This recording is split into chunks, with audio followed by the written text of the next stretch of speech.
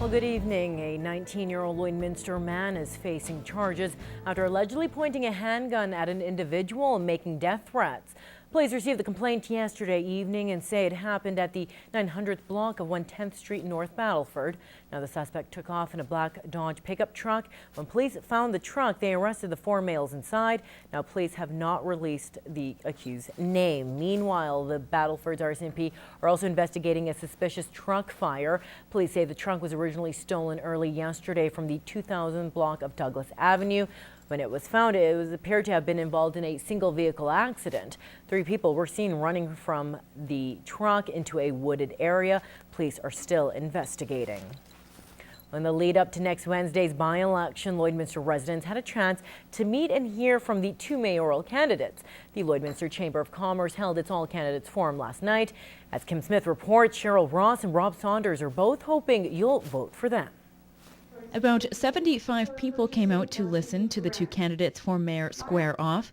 Cheryl Ross has lived in the community for about 20 years and over 10 of those as Lloydminster Public School Board trustee. Great pride in calling Lloydminster home and want the best for all citizens. She ran unsuccessfully in the past 2 council elections, but if elected, she says she would ensure council is more transparent. Because I do see some situations that it's like, okay, now we're dealing with this. And the other thing is the courage to change. I have been told by people in the media that Lloydminster is looking for a fresh face that wants to change what has happened historically. Rob Saunders is the city's deputy mayor and has been involved with city council for a decade. It feels natural for me to progress to the next level as mayor of the city of Lloydminster. He touts his experience as his strong suit. We do have relationships established with all our neighbors intermunicipally, and I do have relationships established with provincial counterparts. If elected, Cheryl Ross says eliminating the position of deputy mayor would be her first initiative. Don't believe that there is due diligence in that money spent. The deputy mayor earns an extra $30,000 more than a councillor for a total of $60,000 annually. On the other hand, Rob Saunders says if elected, he would focus on managing Lloydminster's growth. Projecting our population to be 60,000 in the next 30 years, that's at a 2.5% growth curve, and I believe we're already exceeding some of those projections. So we do have some challenges, but I am up to the challenge. A recent city report finds Lloydminster's population could double by 2041. Kim Smith, Newcap News.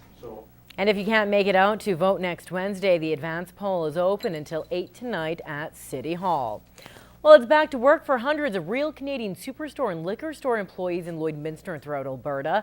This after a new tentative deal was reached on Monday between Loblaws and about 8,500 unionized staff in Alberta. Now, the workers went on strike at midnight Sunday after several months of negotiating. Ratification votes took place yesterday, with union officials saying the new deal is significantly better than the last one. Now, the offer received 83% ratification from Calgary workers, 85% in Edmonton, and 91% in all other areas of the province. With the flu season right around the corner, Alberta doctors are already dealing with 4 cases of influenza. Now, the Prairie North Health Region is gearing up for the season by launching its annual vaccination program. Immunization clinics start on Monday, October 21st and run until the end of December right across the region. Now, from January to March, flu shots are available at your nearest public health office. And if you got your flu shot last year, it's recommended you get one every year because influenza viruses are always changing.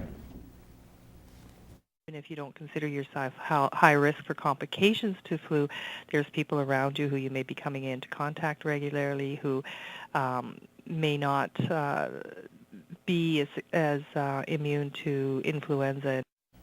People in high-risk groups, including the elderly, young children, people with chronic medical conditions, and those working in healthcare should get it. Now, officials say that while some people think influenza mild illness, it can be very serious. Infection like pneumonia and end up having to be hospitalized.